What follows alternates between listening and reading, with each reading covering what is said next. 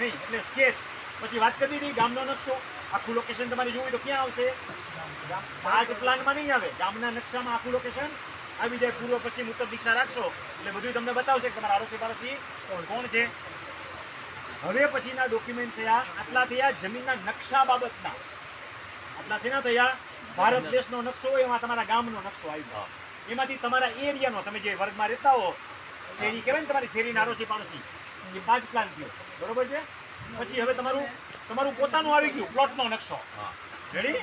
એટલે ટિપ્પણ તમારા એક પાર્ટનો નહીં હોય, મૂળભૂત આખો હશે, હૈયાત આખો નહીં, જે જૂનો આખો હોય ને એ. પછી એમાંથી તમારે જેટલા પૈકી જે હોય રીસર્વેથી નવો સર્વે નંબર આપ્યો હોય એ નવામાં હોય, આમાં હોય નહીં. આ 1958-56 જ્યારે બન્યું હોય ત્યારની વાત છે.